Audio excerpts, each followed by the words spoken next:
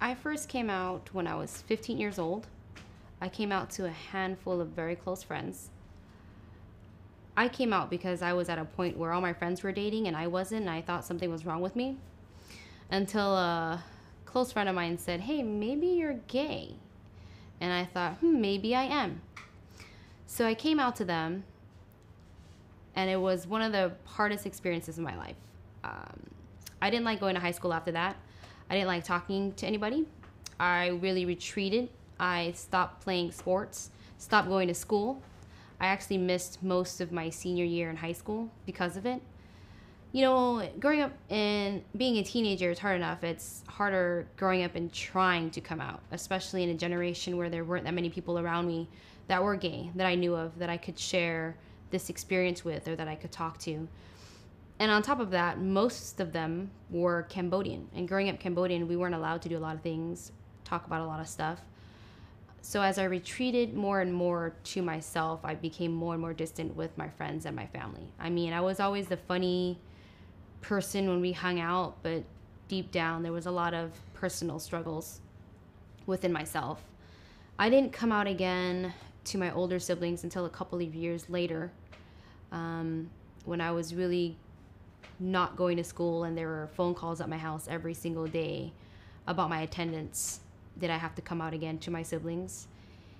And it was tolerated. It wasn't wholeheartedly accepted, but I made the most out of the experience, which also impacted me growing up. Being a young adult in my early 20s, I struggled a lot with myself, with my identity and my orientation, with the way that I look, the way that I dress, my haircut, wondering why I had to be that type of gay. Why couldn't I have been the type of lesbian or lipstick lesbian where I could go out in dresses and, you know, wear lipstick and people couldn't tell I was gay from a mile away. So most of my early young adult life was accepting myself. It took a lot of time. It took a lot of growing, and not until I met my now wife did I realize that I had to love me completely the way I am. From the voice that doesn't match my body, to the girly mannerisms that I have, to the way that I dress. And it took a lot from me. I learned a lot from her because she taught me the greatest things that she loves about me are those things that I despised at one time. Then I realized, you know what, I am me, and I have to continue to be myself. And in that strength was when I finally realized, hey, I have to come out, like officially come out. So I proposed to my partner right before our 6th year, and she said yes. And when she said yes, I thought, okay, well now I have to come out to my parents officially. So I came up with this idea, let's have a barbecue at home. I'll invite my parents, you invite your parents, and we'll kind of do a lot at one time. You know, save the stress. We'll hit all the birds with one stone. So we're sitting around at the barbecue. I'm kind of waiting for her. She's in the kitchen. I'm in the backyard. She comes out, and I pull her to the side, and I say, hey, when do you want to tell them, you know, now that they're all here? And she goes, oh, I already told my dad. And I said, what? She said, yeah, I already told him. We were in the kitchen, and I just said, hey, I'm going to marry Hunny. He said, okay, good. And I said, well, thanks for the moral support there. So we came back, we sat down, staring at my parents back and forth, trying to think of what to say. All my siblings know that I'm getting ready to make this announcement. My older brother looks at me, he goes, you want me to tell him for you? I said, really? You're going to tell mom that I'm gay for me? He goes, yeah, I'll tell her, it's not hard. I said, go ahead, you go do it then. So he goes, mom, ni Viet Thanh Jin. And I said, you know what, just stop. I said, I'll do it myself. So I told my mom, I was getting ready to tell my mom, my sentence was going to be, hey mom, yes, I bought a ring and I want to marry my what you so-called friend. And midway through, she stops me and she's like, it's okay, I know. And I said, well, I kind of looked at her and she said, yeah, you know, what mother doesn't know their child? You know, and she said to me, all in Cambodian, and she says, you know, people change, cultures change and societies and people, but as long as you remain a good person, then that's what matters. And in a sense, that was her blessing for us. And she was crying, and my wife was crying, and I thought, wow, this is really happening. I'm no longer the elephant in the room in my family.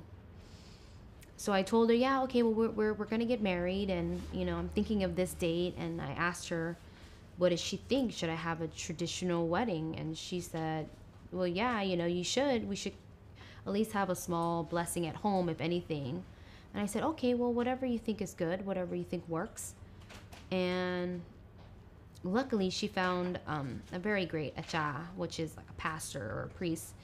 And he said to my mom, it doesn't matter if they're girl and girl. That's how they refer to us. And it doesn't matter if they're girl and girl. They should get a proper wedding. They should get a proper blessing and have a traditional Cambodian wedding according to our traditions and culture. So from then on was when I thought, okay, now we're really going to have an actual Cambodian wedding with, I mean, we still condense it because nobody can really do a 3-day full-on wedding anymore. So we had our wedding, we got married, and we went on our honeymoon, and we came back. And when we came back, there was so many people who had reached out to me on all levels of social medias, congratulating me and thanking me for getting married and for letting them realize that they never thought they could have gotten married a traditional Cambodian way, especially a gay Cambodian wedding. And I didn't realize how much of an impact I had made from just making what I thought was a simple decision of marrying my partner, that, wow, this is a turning point for me. And where do I go with it from here on out? And I told myself, I can't let this momentum, I can't let this motion stop. Getting married was a blessing, but it was also a struggle for us. There were members of my family who didn't attend my wedding because it didn't fit their moral standards. And as hurt as I was by it, I realized me being silent didn't help either. So as I continue to share my story and as I continue to come out more and more, I want people to understand that it's a great struggle. It's a lot of fear. It's a lot of doubt. But with it comes this monumental moment in your life where you can finally say and be proud of who you are, or in my case, who my wife is. I got tired of introducing her as my friend at family functions. And I wanted to be able to be proud and say, yeah, this is my wife. And I wanted my parents to say, yeah, this is our daughter-in-law. So coming out is one of the biggest and longest process that you will ever have to deal with as a queer person. And in the Khmer community, it's almost unheard of. So I hope that with my story and with the stories that are going to follow in this series, I hope to see more people come out and to share their experiences so that we can relate through the struggles and overcome with each other and reteach what it is like to be Khmer, what it is like to be gay Cambodian American, and sharing the experience in coming out Khmer.